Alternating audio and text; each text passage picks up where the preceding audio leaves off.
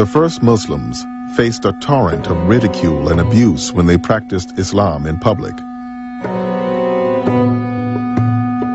Attacked by crowds throwing stones, they retreated to the surrounding mountains to pray in secret. Many pagan families split apart when their children converted to Islam.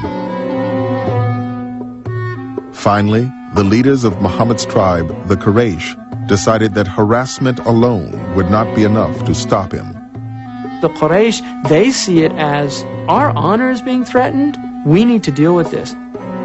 This is the point where they begin to really increase their persecution. They start sanctions on the house of Bani Hashim, which is the sub-clan of the Prophet Muhammad. They begin sanctions, they begin to prevent them from trading, from transacting.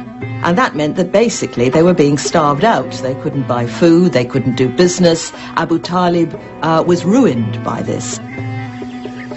The Hashim lived in one street, and Muhammad and Khadija and the children moved into this street. And this became a little Muslim ghetto. And this leads to real hardship. There's a period of time where, according to the tradition, they're actually eating from the leaves of trees. Famine destroyed the fortunes of Muhammad's protector Abu Talib and his follower Abu Bakr. The survival of both the clan and Islam were in jeopardy. But for Muhammad, the damage hit even closer to home. Khadija, Muhammad's beloved wife, perhaps weakened by the privations, actually died. And that was just a crippling blow for him. Left him feeling alone and vulnerable and weak. He would miss her all his life, I think. Then the catastrophe happened that Abu Talib died, perhaps himself weakened by the deprivation in food. Now, without Abu Talib, Muhammad was fair game for assassination. And there's a terrible moment where he utters this heartbreaking prayer, saying, "Oh my God, I have no other protector but you, Allah." And how was he going to move forward? He'd done what Allah had told him to do. He'd proclaimed this message, and all he seemed to have done was stir up hostility and hatred, and split his tribe down the middle. This wasn't improving matters. He must have felt in almost a sort of a dark night of the soul. He is at the low point of his mission. He's been almost 13 years now in Mecca, and the results are not impressive. But at this point, at this low ebb, he is now being prepared for the most extraordinary mystical experience of his prophetic life, and that is what is known as the Night Ascension. The story goes that one night he was sleeping near the Kaaba, and he was woken from sleep by Gabriel, who mounted him on a burak, a magical steed, and they flew from Mecca to Jerusalem. And then he began an ascent up through the seven heavens to the divine throne. At every stage of the heavens, he meets various prophets of the past. He meets Abraham, he meets Jesus and John the Baptist, he meets Moses. And finally, he enters into the divine presence, and there the sources are silent, because when you enter into the presence of God, you've gone beyond words. And he receives from God the highest form of knowledge and truth, and many injunctions of the religion itself, including the final form of the daily prayers. Now, all of this took place in a time beyond time. That's why some sources say that as the door was swinging when he left, he was still swinging when he came back. For later Muslims, this also meant that the departure point, that is Jerusalem, the Dome of the Rock, became also important.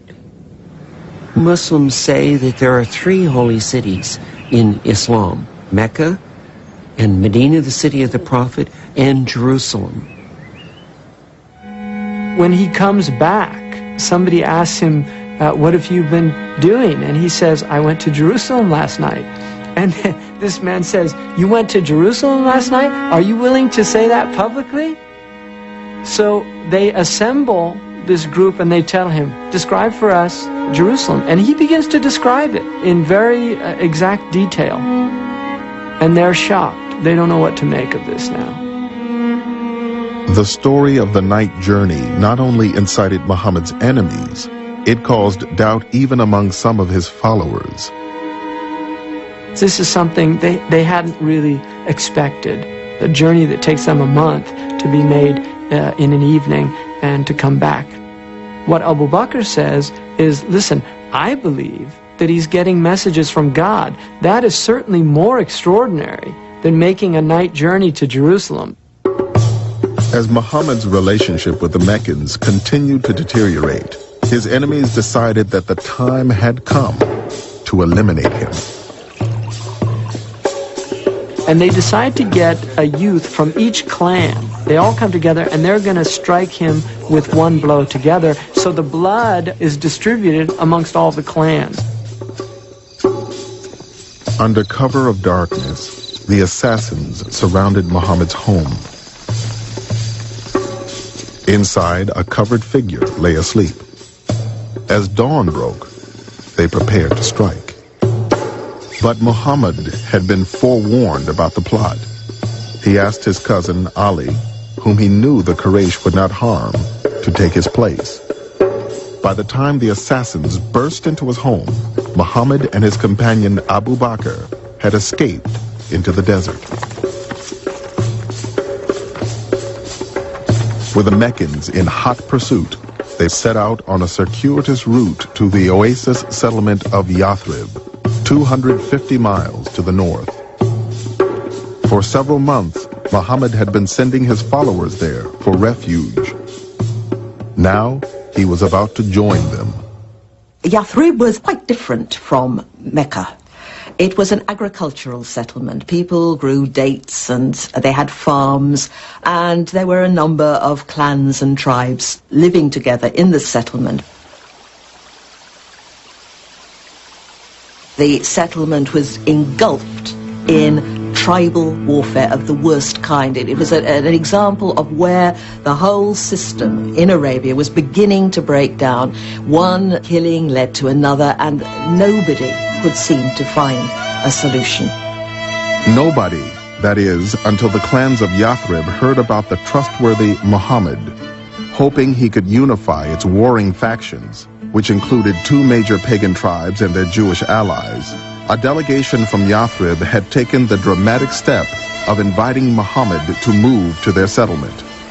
The deal is that he will serve as their binding arbitrator. That is, both sides to the conflict have agreed already that they will accept the arbitration of Muhammad, whatever it would be. The people of Yathrib vowed that they would take the Muslims on board as honorary tribesmen. They would be their protectors. Anyone who hurt the Muslims, they would retaliate, and the Muslims agreed to do the same. This move from your tribe to join up with people who were of no kin to you at all was absolutely unheard of.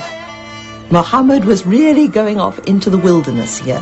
He was breaking every tie, doing something utterly shocking and novel.